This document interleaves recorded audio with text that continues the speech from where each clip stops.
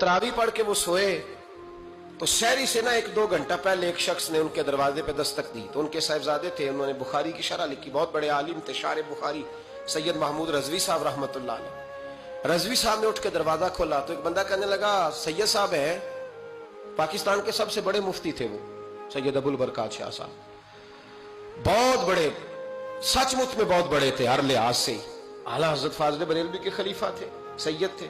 वो कहा सैयद साहब हैं? तो रजवी साहब कहने लगे क्या काम है? कहने लगा जी काम तो मुझे उन्हीं से है, उन्हीं को बताऊंगा। फरमाने लगे चलें ठीक है, अब 1-2 घंटा आराम करो, रह गया, उनको आराम कर लेने दो, अभी सहरी का वक्त होगा तो वो उठ जाएंगे, तो तुम काम कर लेना।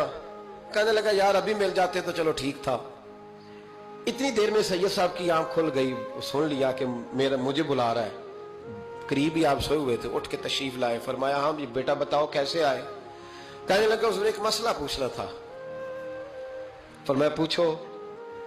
कहने लगा जी मसला ये पूछना था कि जिस बंदे ने इशा के फराइज जमात के साथ न पढ़े हो वो वितर पढ़ सकता है कि नहीं पढ़ सकता? तरावी के बाद वितर होते हैं ना जमात के साथ, तो पढ़ सकता है कि नहीं? तो सैयद साहब फरमाने लगे जिसने फर्ज नहीं पढ़े बेहतर यह है कि फिर वो वितर भी जमात के साथ न पढ़े, लेकिन अगर कोई पढ़ भी ले तो उस पर कोई फतवा नहीं, कोई हुक्म नहीं, बेहतर है कि न पढ़े। तुम्हारी बात हो गई? कहने लगा हो गई। आप तशरीफ ले गए।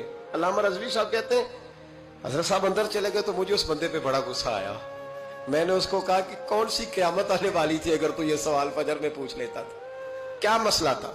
कुछ लोग करते हैं तंग, इसमें कोई शक नहीं, तकलीफ देते हैं, वो बात जो हो सकती है अपने टाइम पे उन्होंने उसी वक्त पूछनी है जब उनको याद आ गई। मैंने कई दफा हदीस सुनाई है कि एक सहाबी को नबी पाक सल्लल्लाहु अलैहि वसल्लम ने, सरकार ने फरमाया कि जब इसका इंतकाल हो जाए तो मुझे बताना। सहाबी भी नौजवान थे, 14-15 साल उम्र थी। उन्होंने पता अपने वालिद साहब को क्या कहा? फरमाया मेरा इंतकाल हो जाए तो हुजूर को खबर नहीं करनी, इसलिए कि मैं रात को इंतकाल करूंगा। ऐसा ना हो कि नबी पाक आए और यहूदियों के मोहल्ले से गुजर के आए और कोई यहूदी हुजूर को तकलीफ दे। मैं अपने जनाजा हुजूर पढ़ाए तो बख्शिश डायरेक्ट है कि नहीं, फौरन जन्नत है कि नहीं? लेकिन मैंने कहा मैं नहीं चाहता कि मैं अपने नफे के लिए महबूब को तकलीफ दूं। तो मोहब्बत का अंदाज तो कोई और होता है, जिससे मोहब्बत होती है उसके तो बंदा आराम का, सुकून का कहता है जी मेरा बड़ा प्यार है, ठाओ मैं आया जुआ होना इस वेले, मैं हूं दोबारा आवांगा। ये कैसी बात हो? तो ये मोहब्बत नहीं है, ये लालच है।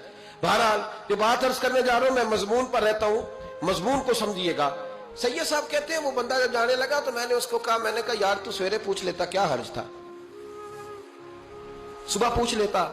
हजरत साहब बूढ़े आदमी, आधी रात को तकलीफ दी, अभी 2 घंटे में सहरी होने वाली थी। तो कहते हैं वो चला गया तो सैयद साहब ने मुझे बुलाया, कहने लगे महमूद मसला मैंने बताया, तुम्हें क्या तकलीफ है? और फिर फरमाने लगे मेरा दीन मेरा मिशन है, मेरा दीन मेरा मिशन है। शुक्र करो किसी ने बात पूछी तो है ना, और अगर कोई मेरे दीन के मामले में कोई बात करने आता है तो मैं उससे उकताता नहीं हूं। तो जब इंसान राजी बिर्रिज़ा रहने लगता है ना, फिर वो हर रोज नमाज पढ़ के तकलीफ नहीं उसे होती, फिर रोज दुरूद शरीफ पढ़ के वो ये नहीं कहता कि चलो 2-4 छुट्टियां भी कर लो, फिर रोजाना तिलावत करके उसे कहीं दिक्कत महसूस नहीं होती, क्योंकि अब वो चाहता है कि जिस हाल में मेरा रब और रसूल मुझे रखेंगे, जो हुक्म देंगे, मैंने उससे कोई तंगी महसूस नहीं करनी, मैंने उसके मुताबिक चलना।